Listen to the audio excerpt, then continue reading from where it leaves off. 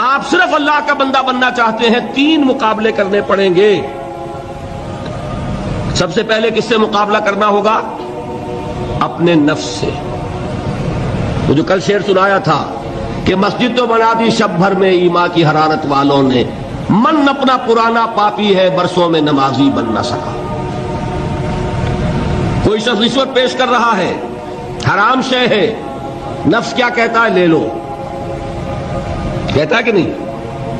اور بڑی پٹیاں پڑھاتا ہے کہ یہ سارا تقویٰ کا حیضہ تمہیں ہو گیا ہے، فلاں حاجی ہے، فلاں وہ ہے، وہ بھی لیتا ہے،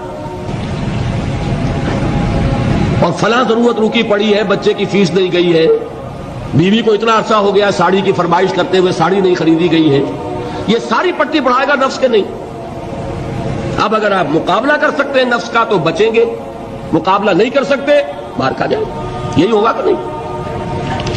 اذان کا وقت آ گیا، اذان سن لی آپ نے، لیکن پھر نفس نے کہا ابھی اور سو، آپ نے کروٹ لی اور کپڑا خوب ٹھیک کیا اور غین ہو گئے۔ اگر آپ اس نفس کے تقاضے کو اس وقت رد کر سکتے، طاقت آپ میں اتنی ہوتی تو آپ کھڑے ہوتے مسجد کی طرف جاتے۔ گویا کہ بندگی رب کے لیے سب سے پہلا جہاد کس سے کرنا ہوگا؟ نفس۔ اچھا، نفس اکیلا نہیں ہے، اس کے پیچھے ایک بہت بڑا بدماش ہے، وہ شیطان لعین، وہ اسے اکساتا رہتا ہے، پھونکے مارتا ہے، الذی یوسوس فی صدور الناس، اشتعال پیدا کرتا ہے، پٹیاں پڑھاتا ہے، برائی کو مزین کرتا ہے، بے حیائی کو فیشن کا نام دیتا ہے، ناچ گانے کو وہ کلچر کا نام دیتا ہے، یہ سارا کچھ کر رہا ہے۔ تو اگر شیطان سے مقابلہ نہیں کر سکیں گے تو اللہ کی بندگی کر سکیں گے؟ تیسری چیز، معاشرہ بگڑا ہوا ہے، بگڑے ہوئے معاشرے کا ایک دباؤ ہے آپ پر، یہ بالکل ایسے جیسے ایک ہجوم ایک طرف جا رہا ہو تو ادھر جانا آسان اور مقابلے میں جانا بہت مشکل، زور لگانا پڑے گا نا۔ تو معاشرے کا رخ کچھ اور ہے، آپ کا رخ کچھ اور ہے، معاشرہ نہ خدا کو جانے نہ رسول کو جانے، آپ چاہتے ہیں اللہ اور اس کے رسول کے حکم پہ چلنا، کشمکش کرنی پڑے گی کہ نہیں؟ بہت پیارے ہیں وہ مصرے، زمانہ بات و نہ سازت تو با زمانہ ستیز، زمانہ تمہارے ساتھ اگر موافقت نہیں کر رہا، زمانے سے جنگ کرو۔ اور بے غیرت اور بے حمیت اور بودے اور بزدل اور کچے لوگوں کا اصول کیا ہے؟ زمانہ بات و نہ سازت تو با زمانہ بساز، زمانہ تمہارے ساتھ موافقت نہیں کرتا، بھائی تم زمانے کے رنگ میں رنگے جاؤ۔ آسان راستہ کون سا ہے؟ زمانہ تمہارے رنگ میں نہیں آتا، تم اس کے مطابق ڈھل جاؤ، کوئی تکلیف ہوگی؟ اور زمانہ تمہارے ساتھ اگر موافقت نہیں کر رہا، تم زمانے سے لڑو، تکلیف آئے گی کہ نہیں؟ 3 جہاد کرنے پڑیں گے تو انسان اللہ کا بندہ بن سکے گا۔ بات سمجھ میں آئی؟ اسی لیے جب پوچھا گیا حضور سے ای الجہاد افضل یا رسول اللہ، اے اللہ کے رسول سب سے افضل جہاد کون سا ہے؟ آپ نے فرمایا ان تجاہد نفسک فی طاعت اللہ، سب سے افضل جہاد یہ کہ اپنے نفس سے جہاد کرو، کشمکش کرو، مقابلہ کرو، تاکہ اسے اللہ کا مطیع بناؤ۔ یہ جہاد ہے افضل الجہاد۔ پہلے میں نے کہا تھا پہلی منزل سب سے اہم، تو جو پہلی منزل کا جہاد ہے وہ افضل الجہاد، بالکل 2 اور 2 4 کی طرح کی بات ہے۔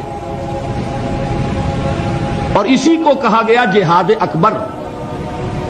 جب آپ غزوہ تبوک سے واپس آئے ہیں، آپ نے فرمایا مسلمانوں یہ نہ سمجھنا جہاد ختم ہو گیا، رجعنا من الجہاد الاصغر الى الجہاد الاکبر، وہ تو چھوٹا جہاد تھا جو ہم کرنے گئے تھے کافروں کے خلاف، یہ بڑا جہاد ہے جو مدینے میں رہ کر ہوگا، ہر آن ہوگا، وہ تو کبھی ہوتا ہے کبھی نہیں ہوتا، یہ ہر وقت ہوتا ہے، ہر صبح ہوتا ہے، ہر رات ہوتا ہے، ہر شام ہوتا ہے، ہر لحظہ ہوتا ہے، ہر وقت کشمکش ہے خیر و شر کی، حلال اور حرام کی، صحیح اور غلط کی، زمانے کی روش اور دین کا تقاضا ٹکرا رہے ہیں۔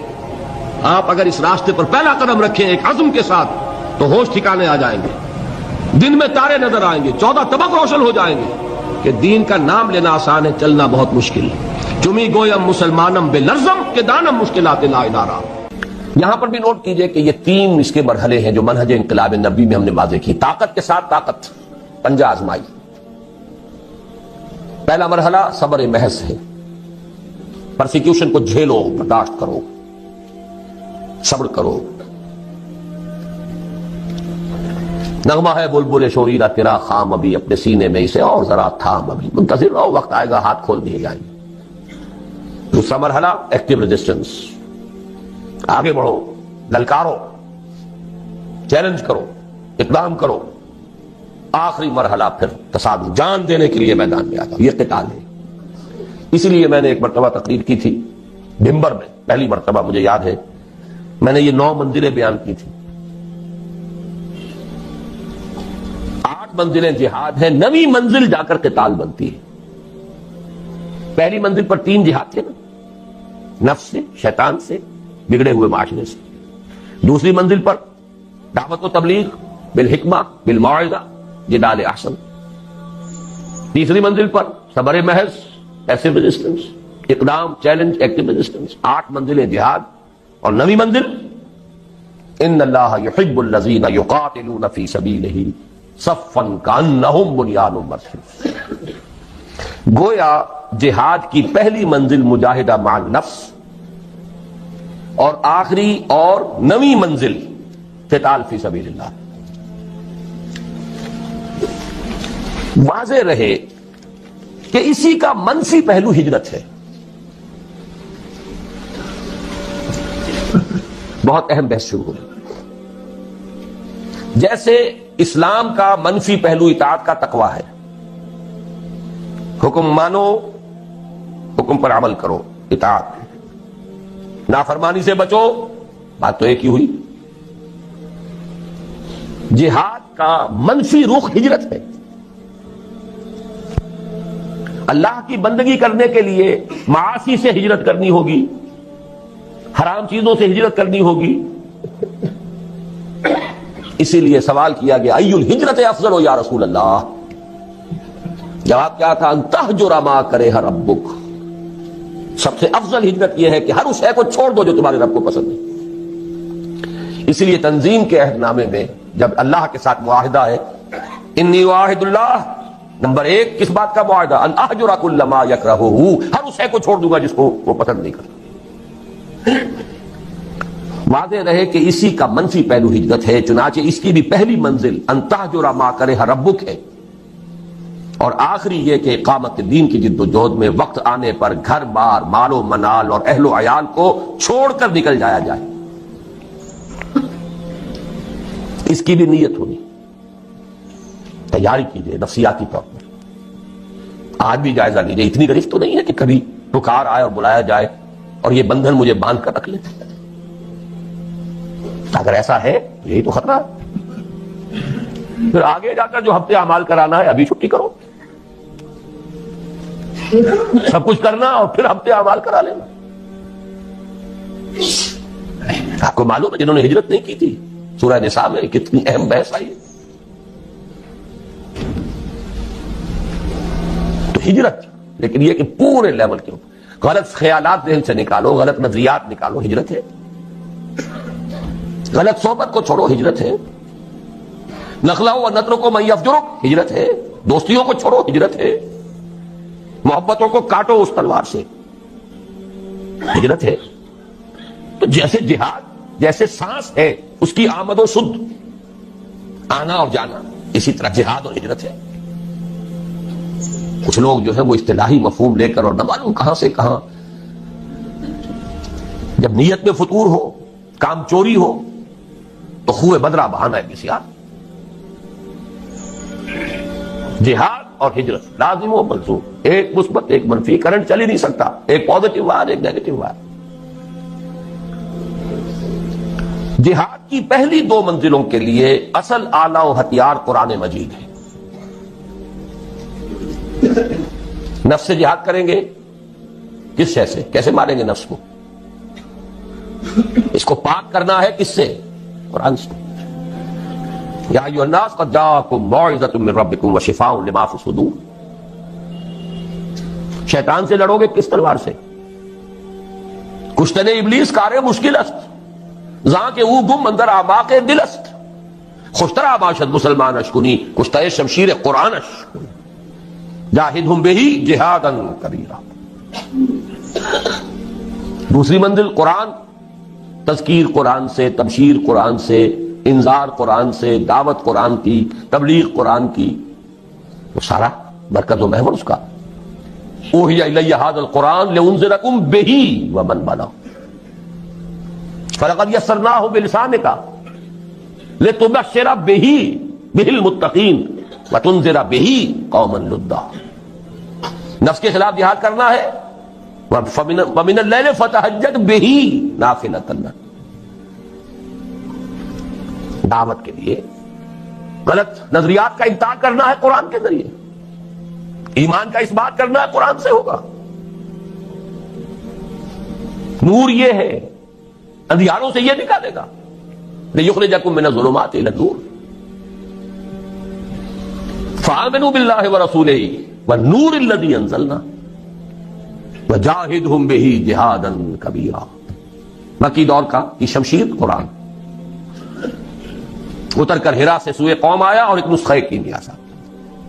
جہاد کی پہلی دو منزلوں کے لیے اصل آلہ و ہتھیار قرآن مجید ہے، یعنی جہاد بالقرآن۔ چنانچہ مجاہدہ مع النفس کا مؤثر ترین ذریعہ ہے قرآن کے ساتھ قیام اللیل یا تہجد، اور دعوت و تبلیغ کا پورا عمل بھی قرآن حکیم ہی کی اساس پر اور اسی کے ذریعے ہونا چاہیے۔ یتلو علیہم آیاتہ ویزکیہم ویعلمہم الکتاب والحکمہ، سارا اساسی منہاج قرآن کے گرد گھوم رہا ہے۔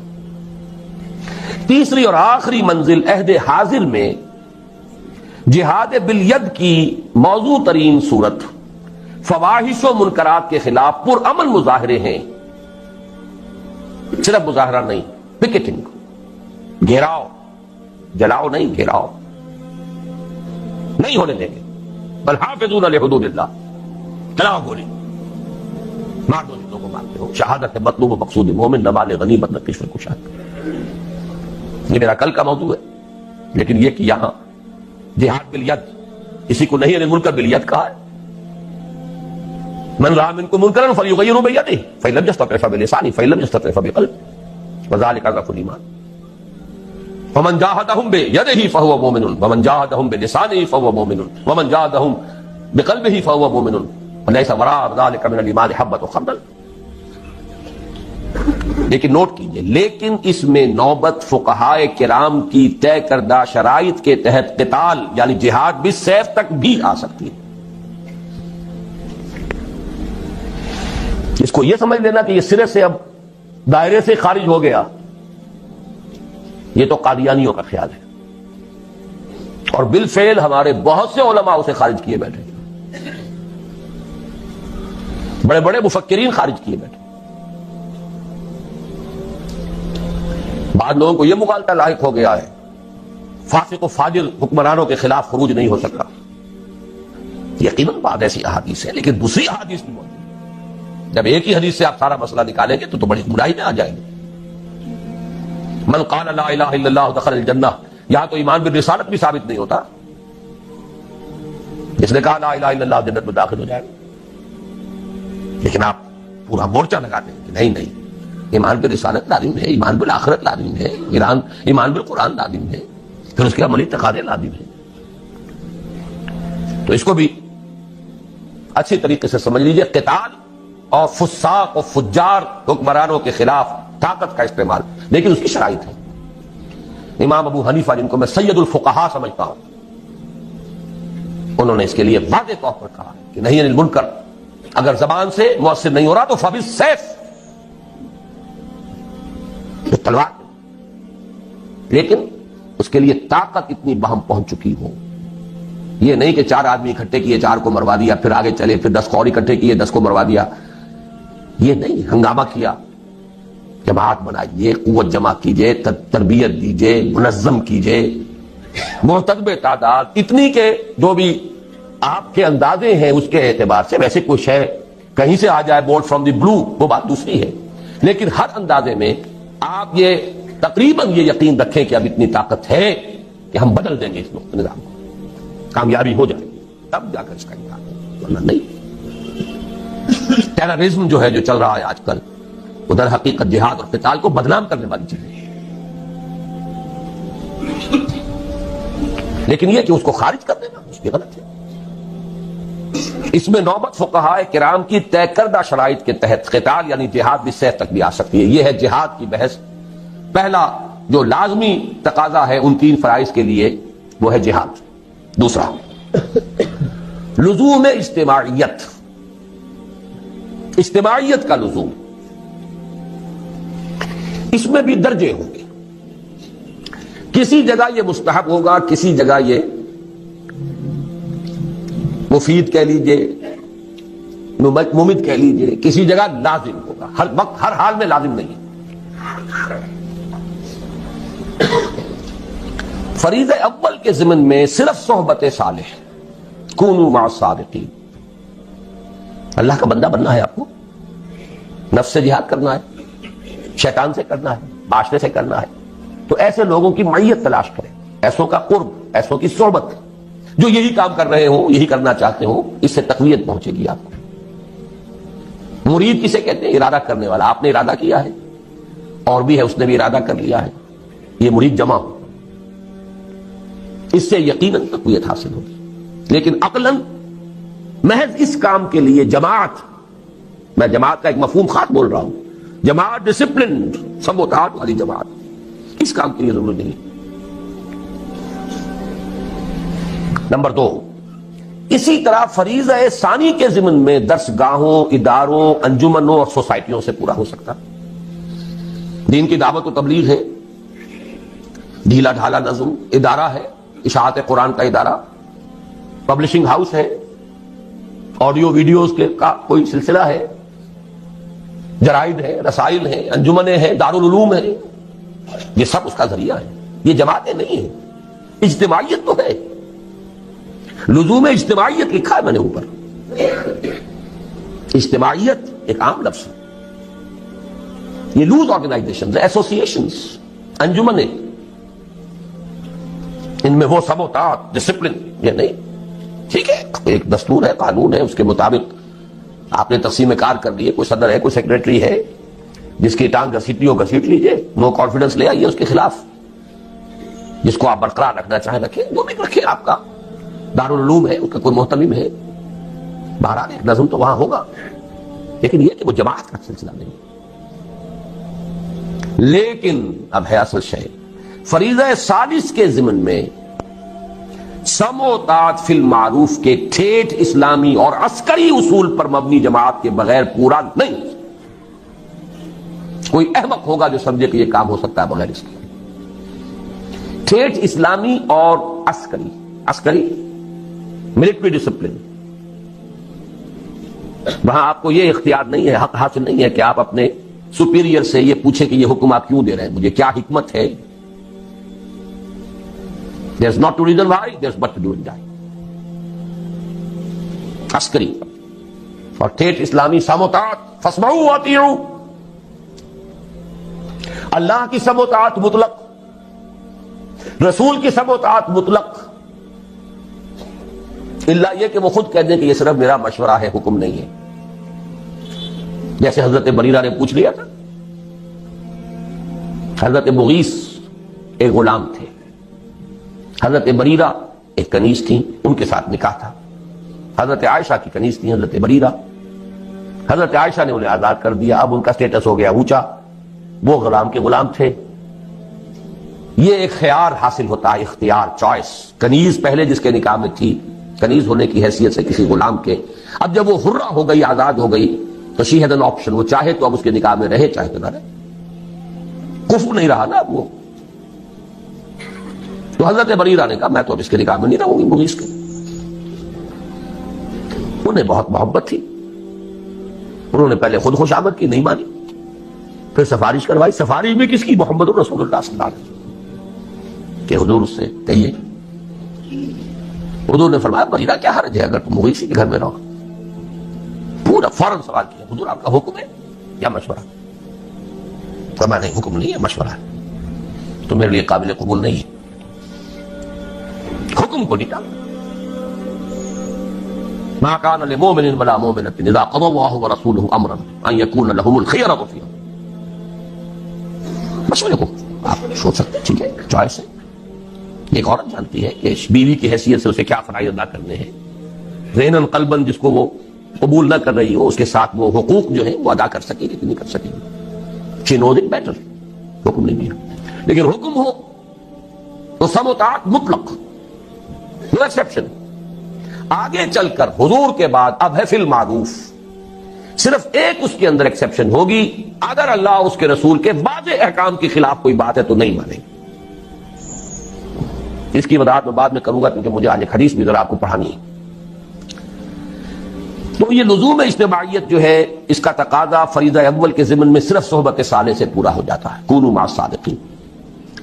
سیکنڈ لیول پر درس گاہوں، اداروں، انجمنوں اور سوسائٹیوں سے پورا ہو سکتا ہے. سم و طاعت والی جماعت ضروری نہیں، لیکن فریضہ ثالث کے ضمن میں سم و طاعت فی المعروف کے ٹھیک اسلامی اور عسکری اصول پر مبنی جماعت کے بغیر پورا نہیں ہو سکتا. یہی مراد ہے حضور کے ان الفاظ مبارکہ سے، آمرکم بخمس بالجماعت والسمع والطاعت والہجرت والجہاد فی سبیل اللہ. آپ یہ بھی کہہ سکتے ہیں میں نے پورا جو ہے یہ 2 گھنٹوں میں صرف اس حدیث کا درس دیا ہے آپ کو. جہاد اور ہجرت جڑے ہوئے بریکٹڈ، سم و طاعت جڑے ہوئے بریکٹڈ، جماعت پلس بریکٹ شروع، سم جمع طاعت بریکٹ بند، جمع بریکٹ شروع، بلکہ ضرب، یہاں جمع نہیں ضرب، بریکٹ شروع جہاد پلس ہجرت بریکٹ بند. اس حدیث کو یوں ذہن میں رکھیے. جماعت کون سی؟ سم و طاعت والی. یہ لازم و ملزوم ہے، بریکٹڈ ہے، سنو اور مانو. یہ کس لیے ہے؟ ضرب دینا ہے اس کو، وہ ہے ہجرت و جہاد. آمرکم بخمس بالجماعت والسمع والطاعت والہجرت والجہاد فی سبیل اللہ. تیسرا لزوم بیعت. تو نماز کے لیے وضو کے لیے پاک پانی. بیعت جو ہے، ایک تو ہے بیع، وہ تو اللہ سے ہوئی، جان و مال اس کے حوالے، جنت حق کے امیدوار ہیں. ایک ہے بیعت کسی انسان کے ہاتھ پر.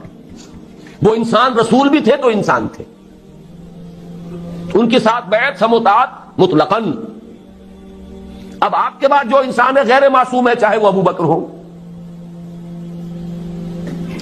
ان کے ساتھ سم و طاعت فی المعروف. بالکل میتھمیٹیکل سمجھیے چیزوں کو.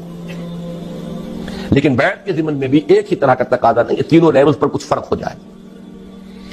پہلے 2 فرائض کے ضمن میں بیعت سلوک و ارشاد کی صورت میں کفایت کرتی ہے، لیکن یہ جو بیعت ہمارے ہاں چل رہی ہے، سلوک اور ارشاد کی بیعت، بہت اچھی بات ہے کہ اس کے لیے بھی لفظ بیعت استعمال ہوا، تاکہ معلوم ہو کہ یہ ہمارے دین کا ایک مستقل اس کی اصطلاح ہے، اس کا ایک فکر ہے.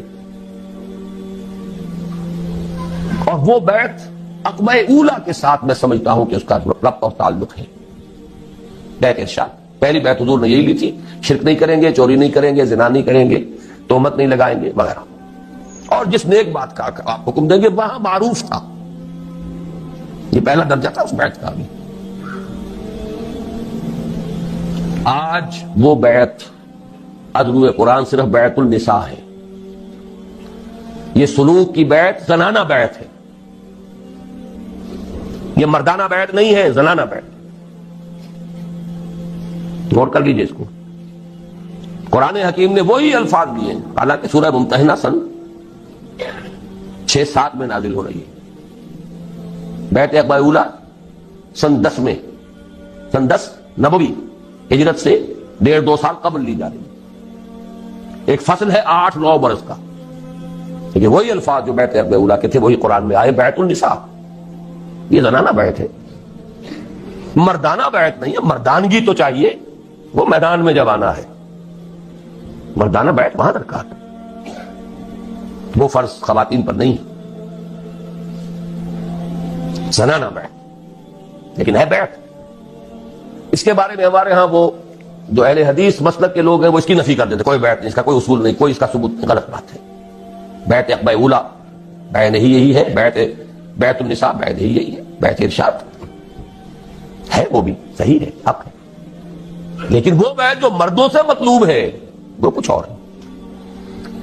اگر یک قطرہ خونداری اگر مشتے پریداری بے ابا من تو آمودم طریق شاہ بازی راہ.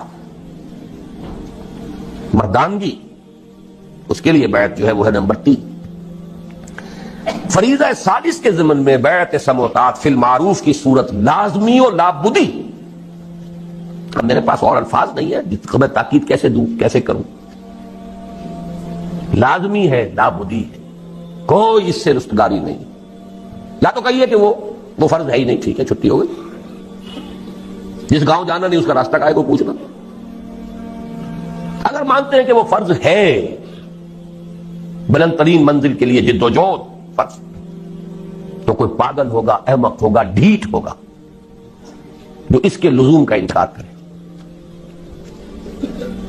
فریضہ ثالث کے ضمن میں بیعت سمع و طاعت فی المعروف کی صورت لازمی و لابدی, اسی کی جانب اشارہ ہے مسلم شریف کی روایت عن عبداللہ ابن عمر رضی اللہ تعالی عنہما میں, جس میں حضور صلی اللہ علیہ وسلم کے الفاظ مبارکہ وارد ہوئے ہیں کہ من مات ولیس فی عنقہ بیعۃ مات میتۃ جاہلیۃ. جو شخص مرا اس حال میں کہ اس کی گردن میں بیعت کا قلادہ نہیں تھا, وہ جاہلیت کی موت مرا ہے, ایمان اور اسلام کی موت نہیں مرا ہے. جو لوگ اس بیعت ارشاد کو سمجھ لیتے ہیں کہ یہ تقاضا پورا ہو رہا ہے, وہ اپنے آپ کو دھوکہ دے رہے ہیں. یہ دوسری بیعت کا تذکرہ ہے. اس حدیث کے بارے میں بھی میرے جو الفاظ تھے اوریجنل ان میں میں نے تھوڑا سا اضافہ کیا. اس پر اصل میں مجھے متنبہ کیا تھا مولانا سید حامد میاں رحمۃ اللہ علیہ نے, جو ہمارے مستشارین میں سے تھے تنظیم کے. وہ چونک گئے اس کو دیکھ کر, کہ آپ جس طرح اس کو لازم قرار دے رہے ہیں, یہ مفہوم تو ہمارے بزرگوں اور اسلاف میں سے کسی نے بیان نہیں کیا کہ اس معنی میں یہ بیعت جو ہے لازم ہے. میں نے انہیں ایک جواب دیا بڑی ٹیکنیکل ٹرمز میں. مولانا عصمت اللہ صاحب سمجھیں گے اس ٹیکنیکل ٹرمینالوجی کو. میں نے کہا مولانا پہلی بات تو یہ ہے کہ کسی شے کا عدم ذکر اس کے عدم وجود کو مستلزم نہیں ہے. کسی شے کا ذکر نہ کیا جائے اس کا مطلب یہ نہیں کہ وہ ہے نہیں. یہاں کتنے لوگ ہیں, میں کچھ لوگوں کا ذکر کرتا ہوں تو اس سے باقی لوگوں کی نفی تو نہیں ہو جائے گی. اگر اسلاف میں سے کچھ لوگوں نے اس کا ذکر نہیں کیا تو اس سے یہ لازم نہیں آتا کہ تھا ہی نہیں. اور مثال دی,